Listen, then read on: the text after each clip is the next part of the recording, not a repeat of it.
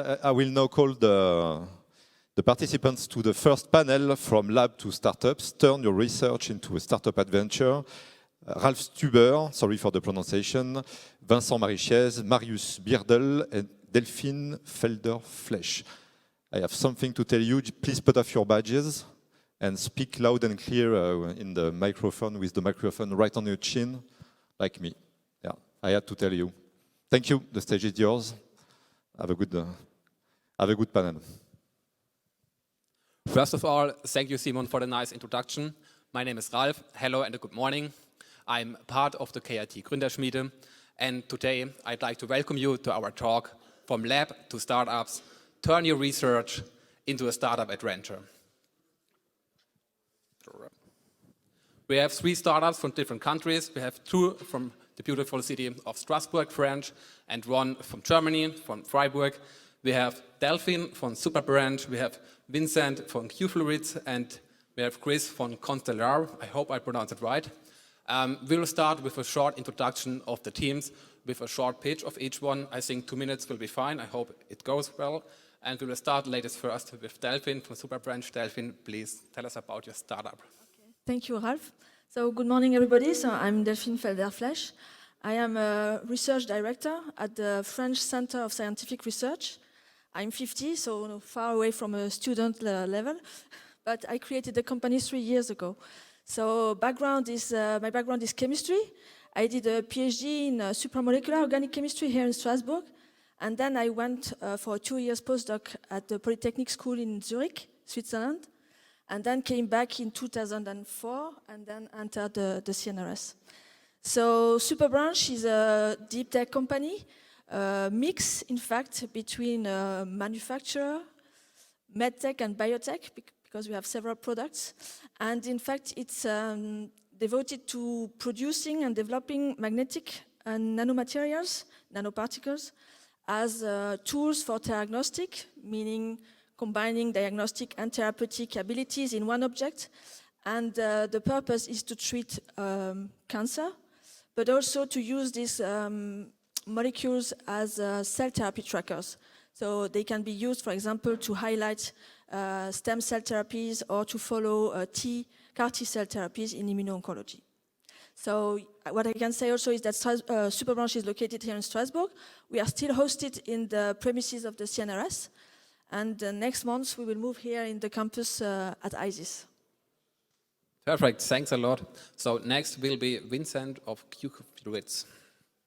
So good morning, everyone. My name is Vincent, and I'm the CEO and co-founder of Q-Fluids. And Q-Fluids is deeply involved in continuous flow chemistry, continuous flow manufacturing. So what is that? Is as opposed to batch chemistry, well, Industrial realized a few decades ago that we could continuously inject reactants inside a tubular reactor in order to perform a reaction. So that leads to an uninterrupted production and also the ability to produce safer and greener. So for all these reasons, Industrial from all around the world are currently switching their production from batch to continuous flow. But that's basically it, because there is a small, huge actually technical limitation to that transposition. It is solid handling. And well, bad luck, solids are pretty much everywhere in chemistry. So from catalytic slurries to enhance your reaction rate to having your reactants or your products that precipitate inside your reactor, it tends to sediment and to clog and to block your reactor. And it forces you to basically stop your production to clean and or even replace the equipment. So to answer that, Q-Fluids is developing the very first non-clogging continuous flow reactor for chemical production. And we based that reactor on our breakthrough liquid tube technology to handle solid from the lab to the production scale. So that's basically it. And that liquid tube technology originated from the University of Strasbourg, especially in the lab where I did my PhD. And at the end of my postdoc, the technology was mature enough to spin it off into Q-Fluids. And this is where we are now, 3 years later. A little bit more, actually. But. Perfect, thanks a lot, Vincent. And next we have Chris from Interstellar. So, hi everyone. My name is Christian. In the agenda there is Marius. I'm my co-founder, but and yeah, as we're co-founders and really close, it doesn't matter actually who is sitting here. I represent the company Constellar. I'm one of the co-founder and managing director of Constellar. I'm 29, and we've been starting this company 3.5 years ago. Our research heritage is we are from Germany, and our research heritage is from the Fraunhofer Institute in Freiburg, the Ernst Mach Institute, where we span out our patents and our technology. What we are going to do with Constellar is we are a new space company, so to speak, and we want to enable and change the way how we do agriculture, especially and in particular smart agriculture. We are operating and building our own fleet of small satellites, bringing them into the orbit with a dedication on the requirements for the agricultural sector. Our satellites are equipped with instruments which are taking pictures and measure the health status of crops and of soil on every field on the globe. This is our main goal, and we are doing so by miniaturizing the components for the satellites, so reducing the costs massively, and therefore enable it to have precise and timely, and this is the key, precise and timely information about every field, and gathering so actionable insights for farmers, but also for cooperatives, for large industry partners, and for governments. So we are deriving actionable insights, recommendations for this sector, and therefore with the main goal to reduce resources, for example, water, fertilizers, pesticides, and in addition to help, to support, to get a healthy soil, to enhance the regenerative agricultural fields by also being able to capture CO2 from the air when having a more healthier soil. And yeah, I'm really looking forward to this discussion here. And in the end, I want to say a big thanks for the invitation. Thanks a lot, Christian. So every adventure starts at some point, and how long did it take for you from the first idea to now, or to found the company? Please start. Okay. So, as I said, the company was created in 2019, but in fact, we did 10 years of research before the creation of the company, and we deposited 3 patents. So it took, I would say 10 years, and before also we decided to create. It was a big question, do we create or not? And when they decided, okay, it was in 10 years later. Okay, thanks a lot. So, the rest? So I think that the first early proof of concept of the liquid tube technology were made in 2014 when I was a PhD student in Thomas Herman's lab in the University of Strasbourg. And after a while and after a postdoc, I was on the unemployment from friends trying to understand a bit more how to spin it off into Q-Fluidics. So after 2 years of that, we finally created Q-Fluidics, so in 2019, January 2019. And ever since, we've been working thanks to the support of BPI, the region, and also the University of Strasbourg to further develop that technology. But I've been also helped a lot by the local incubator, which is SEMIA, and I think they're around there. And basically that's where we are again, yeah. Perfect, thank you. And the last one? The development of the technology itself was several years actually. So research on this technology was really long. I would say 8 years or so. But at the moment we decided to have a look into the applications and the marketability and the business case of this technology. It took us actually, and even though it's kind of deep tech, I don't know how to define it, but sometimes you hear it, it's deep tech. We try to be really fast pacing and try also to be in this rapid prototyping, getting really quickly, right? Everyone is nodding here, really quickly, customer feedback, even though you have nothing in your hands. I mean, for us in particular, it's space. So at the beginning, I was running around and telling a vision and and having actually nothing at hand. But after half a year or 3/4 of the year, we decided, okay, we are going to do this and have a bit of a leap of faith that we are going to make this. And so we just decided to do it. Perfect, great, thank you. And as we talked, it's also a really, really big time, like 10 years, and it's a really long journey. So what was the most challenging parts and steps of this journey? Maybe you can announce one really big challenging step. Maybe now we will start with Vincent. Well, as Severin said, there is no research without money, so you have to figure out how to find the money and to understand that you will not do anything without any financial partner. That's the idea behind, and it is the toughest thing, I think, to understand when you come from the research world, clearly. Perfect, thank you. And about how much money do we talk, just for the audience? So roundabout. It's never enough, clearly, we're really grateful of what we had already. So we were lucky enough to win some prizes and to get the support from the French stake held by the BPI. So I think that we saw something like 400K since the creation of Qfluidix. But to be fair, that's barely enough to be efficient in the lab. So that's why you need continuously to look for other funding opportunities. And those were non-dilutive opportunities, so that's actually a great thing for Qfluidix. But now it's time to open up a little bit to private equities. Okay, thanks a lot. So Chris, what was your most challenging step on your journey? Yeah. And maybe you also want to talk about money. It's up to you. Sure. Like with the topic of spinning out from a research organization, for us, the most important topic was actually to get the patents and the technology out of the research facility and to license it out and do it in a correct way. Because, as Vincent already said, after this you need to go for private equity, venture capital or so on. And if the deal and the fundament for the patent and the technology is not well structured and there are some flaws in there, then you're just screwed.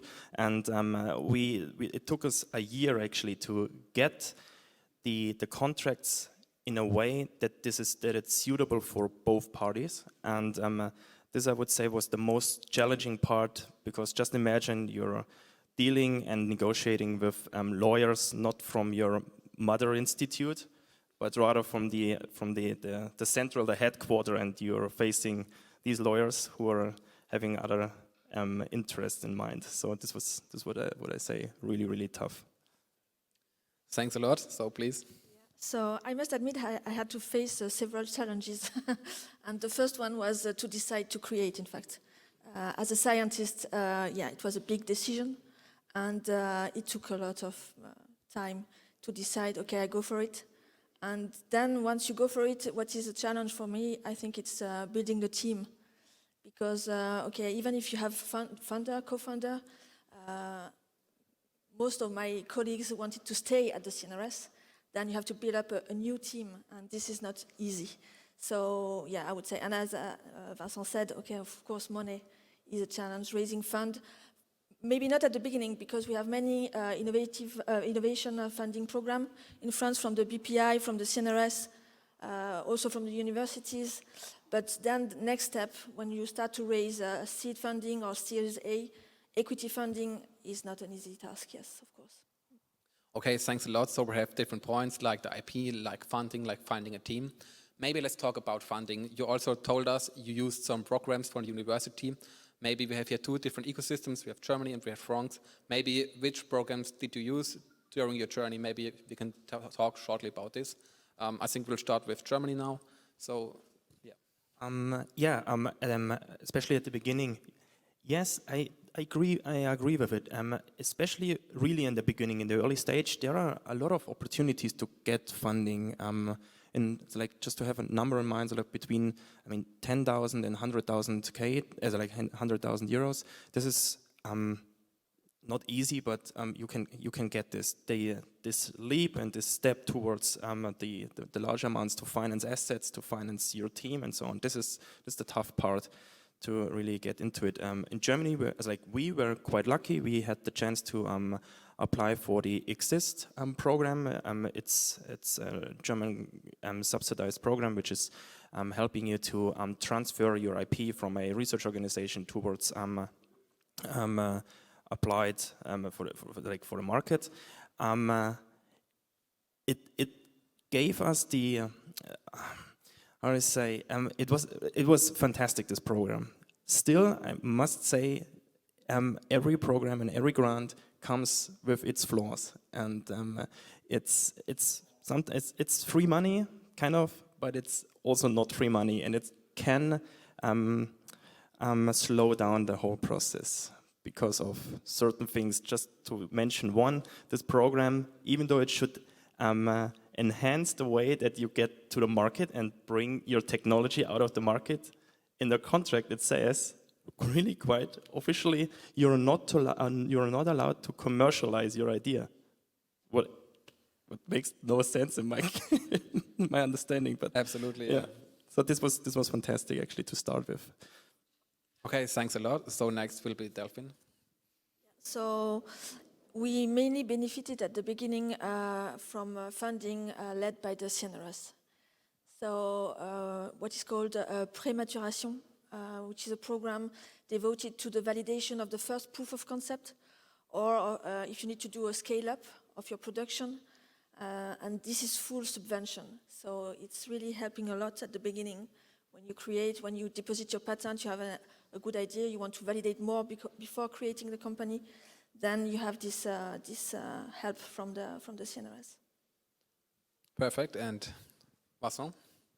Yes, so as I said before QFlix was created, the idea was already being developed in the lab, and this is where it started to benefit from the ecosystem. So a TTO, so a French tech transfer, which is called SAT, in our case it was SAT Connectus, invested in the lab of about, I think, 400K inside the lab to develop the idea and get a first prototype of, at that time, was a liquid tube-based pump. And after that, the university, actually joint universities with CNRS and Trinity College in Dublin, they filed a patent. So they own that patent, and it's basically managed by this SAT. And then we had to basically discuss the exclusivity of that patent to bring it into QFluidics and not be an empty shell, to be able to develop something with the IP rights behind it. And then, as QFluidics, we could step in with BPI and with the region that allowed us to get our first non-dilutive funding to further develop that technology in the lab and bring it a step higher. Thanks a lot. So imagine you can make a wish. You can imagine your perfect funding program. What would it look like? How long does it take? How much money? How much support? On which level do you need a support? You are totally free. Just tell me what you want, your biggest needs. Okay, if it's okay, I would like to start. Please. Because for me, the best funding program would be that the government or the institution, the public institution, steps in as a customer. This is for me the best funding program you can have. As a anchor customer, however you'd call it, who is, especially in the deep tech sector, reducing the risk right away. It reduced the risk for every investors.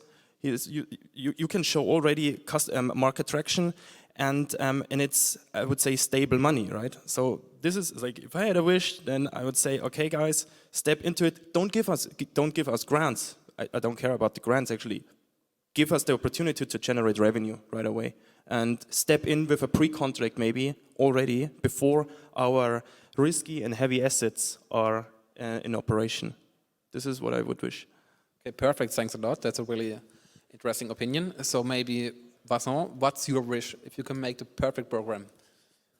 That's a tough question. I'm not sure how to answer that. I mean, there's, especially for deep tech projects, well, at least most of the deep tech projects I know, you need quite a lot of money to be able to further develop the technology. And in our case,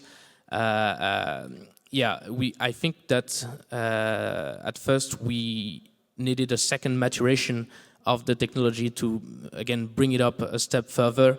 But the thing is that once you reach that stage, you're not, let's say, sexy enough for funds to invest in your project, because you are looking at very far away return of investment, which is not good enough for most of the investors. So thankfully, we are now dealing with our first customers to bring it up a step further again, and then probably go to that funding regime. But I think that it should be further invested from the very beginning, as Christian said. That's not Christian, actually. Sorry. To reduce the risk further at the very beginning, and to be ready at early stage to deal with VCs and fundings like this. Okay, perfect. Thanks a lot. And last. Yeah, well, I would say maybe a longer-term program. I agree with Vincent, because, for example, the pre-maturation or maturation are very short, and sometimes you lack time to go and to be ready to ask for equity money. So I would say a program on maybe 3 or 4 years rather than 1 year and a half. Exactly. It would be nice. Perfect. So to make a conclusion, the perfect program will be a long time program with a lot of funding money, and the customer is also the university as well. And what about a space? Do you need laboratories, for example, or stuff like this? Yeah, this is also a big issue, I must admit. Depending on your technology, when you go out from the CNRS or from the university, you don't find appropriate laboratories. I saw that, for example, having access to offices, no problem, or to lab for biology, this is also quite easy. But if you are looking for labs in chemistry, deep tech chemistry, this is really hard. And also if you want to produce, which we want to do, is tricky to find a lab. Okay, thanks a lot. Maybe we will skip a little bit. I think the researchers and PhD postdocs will learn more about the startup feeling for researchers. So just to know, how does your normal day look? What are you doing the whole day long? Is it like the startup feeling in Berlin, you're drinking first a chai latte and then go to the lab and do crazy stuff? Or do you have team meetings? Or how does it work? How does your normal day look, please? Okay, so normal day. Well, it starts early and it lasts long. No, I would say, in fact, it's not very different from the work of a researcher. From my point of view, you have to look for money. You have to manage people. So what we do is looking for money, doing pitch, negotiating a license. Also, IP is very, very important. And and manage people. Okay, perfect. So please. Okay, sure. So it took different. We can look into different prism. At first, I was mainly in the lab, and I was continuing what I love to do, meaning being in the lab and trying to further develop the technology. Then I realized that this had to change, and we had people joining Qphysics that were able to perform the research on a daily basis, and my job was then to find funds and pitch quite a lot. And now it has switched again, and we are. I am basically trying to find clients on a daily basis, so every day presenting what we can do and trying to set up collaborative research project to get some cash into Qphysics and make our first proof of concept on an industrial level. So it's like developing from a researcher to a startup entrepreneur, like this. Yeah. So it's involving. So you're changing your position. Yeah, well, my job was multiple job, one after another, so I don't know what it should be, but this is what it was for me. Perfect, thanks a lot. So please. I can totally agree with both of you. As you started, like when we started the startup, it was exactly like this. We had our chai latte, we had our cool collaboration room with other startups, and had a great time. But this switched totally. It's like with colleagues, employees, your work is changing. And at the beginning, I was just out. I was just going to customers and getting market feedback, and I really loved it actually. I had no problem with that. And now I'm trying. I need to manage this. I have someone who's now going out and is approaching the customers and getting the contracts in place. And it's a bit with a little hard feeling for me, because I actually still want to do it, but I'm now locked in VC discussions, doing due diligence, preparing the business plan and the financials and this kind of stuff, and have every time the right direction in mind, and have it's you give away some of your stuff you did at the beginning. I have this feeling, like, at least it's for me. So it changed a bit from the operational, which I really enjoyed, towards a more strategic approach. And the operational is in parts, I would say, it could be more fun. There's more fun stuff out there. Okay, thanks a lot. So some of you changed. They are no longer like researchers. They are like businessmen. They are like looking for venture capitals. So I believe you're working in a team. How big are your teams, and is it hard to find team members? Yeah, please. So we are now 5 in Qfluidix, and I think it is key to surround yourself with experts from every field, because you obviously don't know shit at first. So you need to you need to get that together. So even if you come from we have like not 2 people working in the lab every day, so 1 engineer and 1 chemist that go perfectly together. This is also important to have a good match in the lab. And I also brought someone that is more business oriented to perfect a little bit what is missing within Qfluidix at the moment. Okay, thanks a lot. So please. We are now 30 people, and it was like looking for a specific position in space, like someone who is capable to build satellites. Actually, it's really hard to get this kind of people, highly skilled people, and especially in a sector which is kind of traditional, and where you don't have this large jumps and this uncertainty attached to it, right? Still, we kind of manage it to gather them. I think it really is necessary to have a strong vision, to really have something where people can work towards to, and then we just, of course, on the monetary side, we just use every argument we have from getting, of course, more venture capital into the company, until the point where we also grant a lot of freedom for the people, and also let our employees participate with the success of the company. So in form of virtual shares, this is how we operate. So this really helps and motivate the people as well. Perfect, thank you. 30 is a really big team. But I have another question. Sorry, we will continue in a second. As you mentioned, to find somebody to have this technology and this knowledge, it's really hard. How did you find them? Is it about network? Is it about a cold lead? Is it about calling thousands of numbers? Or how did you find somebody like this? Did you maybe capture them on the street and say, come with me? Yeah, a really good question. So, of course, we're using external partners like classical headhunters, for example, who have a pool of candidates sometimes. The best way, I would say, is, of course, through a network or from former corporations. For example, you have done a research project together, or a project in general, and the partner was one of your consortium members, and you've been working with him for a longer time. This is the ways, like, you get to know each other, and he kinds of our spark is then, this is the way you can transform your spark towards other people, and then you can kind of hopefully convince them to come to us. So I cannot say a name, but we we got several people from another company which we've been working for before.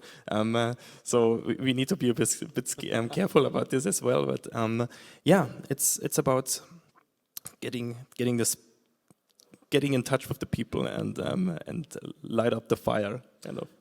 Very, very cool. Thanks a lot. And where are these people located? Are they also in Freiburg or are they around the world? I mean, it's not as like we have some who are from Canada, US, and from India actually, but most of the people are from Germany. But not only in Freiburg. We also have some people in Bremen, Hamburg, Munich, and which are who are coming once in a while, so twice a month or so, or for 2 weeks in 1 month to the office, and the other 2 weeks are then in mobile office. For example, this is quite often a compromise which a lot of people are willing to take. Okay, thanks a lot. So please. Yeah, so at STRASBOURG we are 4 operational, an engineer and technician.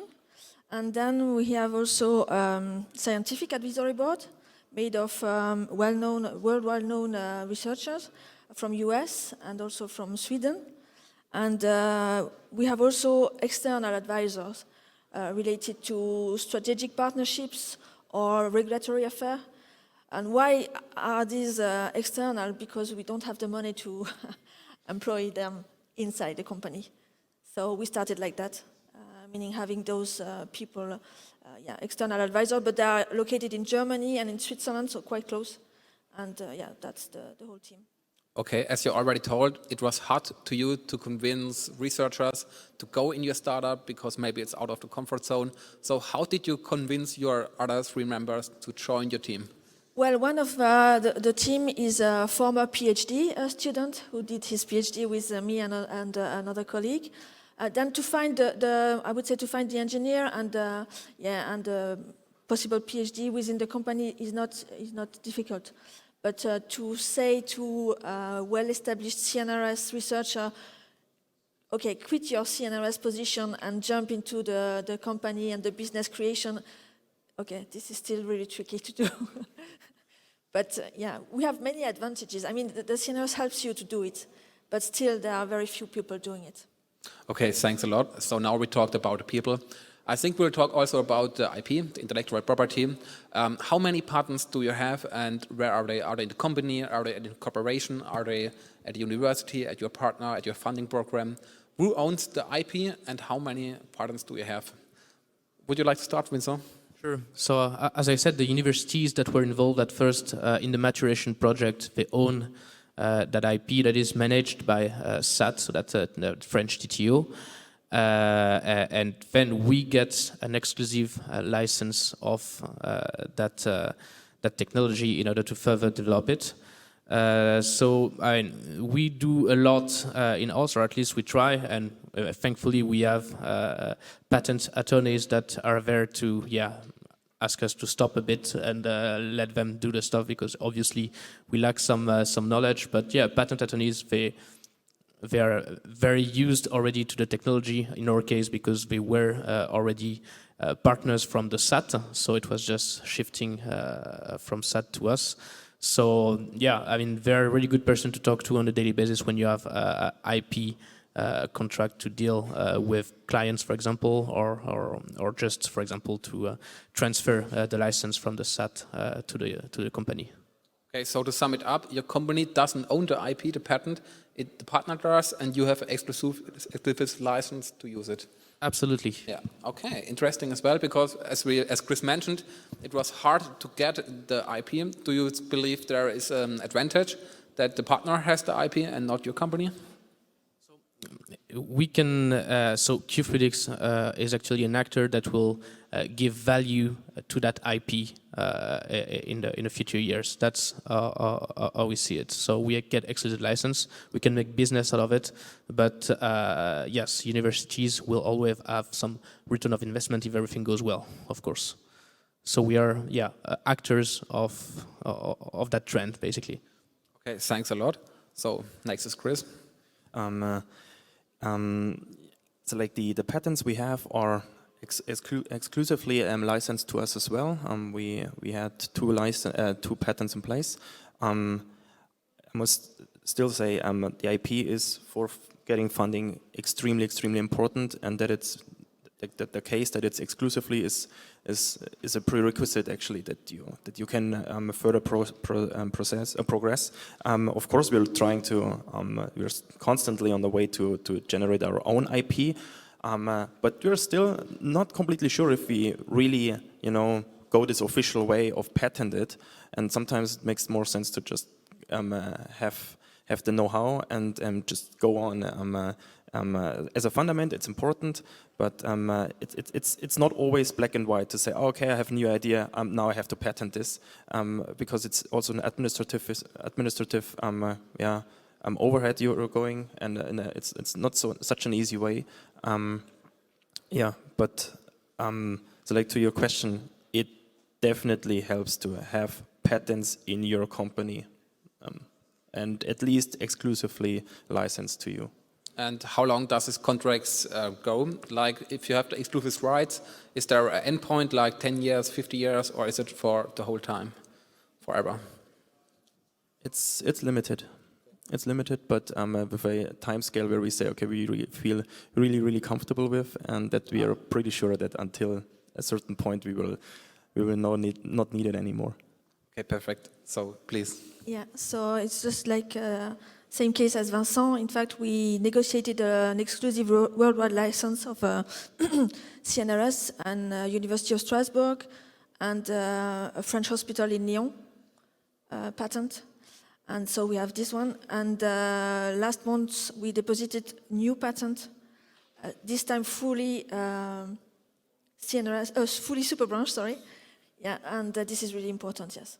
So, but what I must say is that once you have negotiated your license, you can still renegotiate every 2 years if you're not happy with the decision made at the beginning.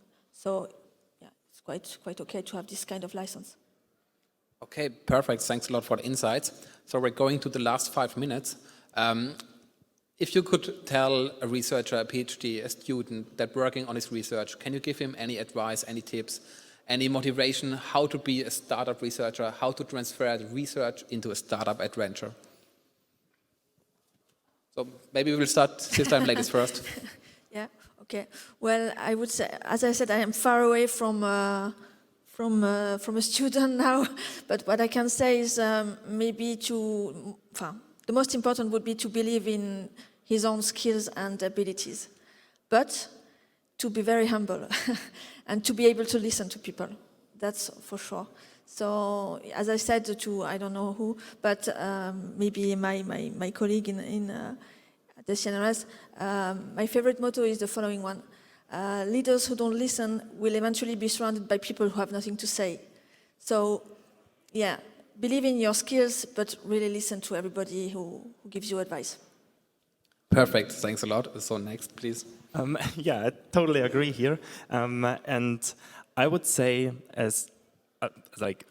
my advice would be, when you're a postdoctoral or you're coming from university or for a research organization, you have a cool technology, but this technology doesn't matter. It could be the coolest thing ever, but the really important thing is what can you do with it? And there you need to listen. You need to listen to the customers, and you need to know what you're enabling with this technology. And don't get stuck with the technology, because there's nothing so good that it sells automatically. This is just not true. You really need to understand and get what the customer needs are, and then adapt it for that case. So this would be like, get out of this thinking of, okay, I have the coolest technology and this feature and that feature and this is important, and rather go out and then adapt it accordingly. Thanks a lot. So, Vincent? Yeah, so I fully agree with that. Customer needs should be one of the priority, if not the priority, when you start the company. So it's always, you will see way different than what you picture yourself in the lab with your hands and your few moods. So your vision is probably not the right one.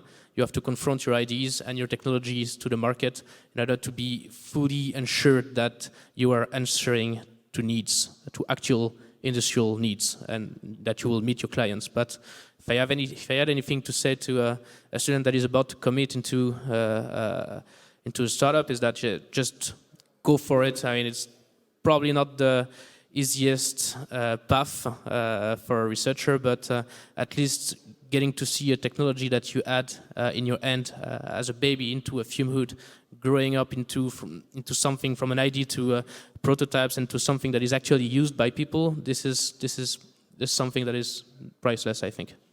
Maybe to add to the now I already got shut down. Just one thing to add.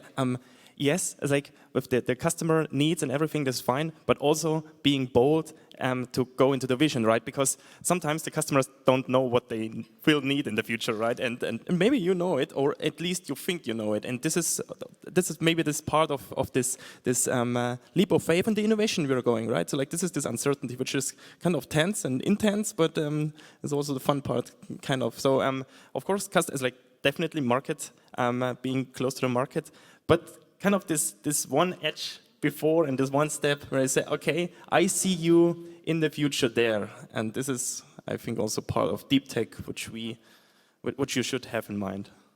Perfect. Thanks a lot. That are great words. I think we are at the end of our talk. I thanks a lot for your insights, for your passion you shared with our audience. And so for everybody online and here, you heard about the passion of deep tech. Go to Ray, be bold, and thanks a lot to the team. I think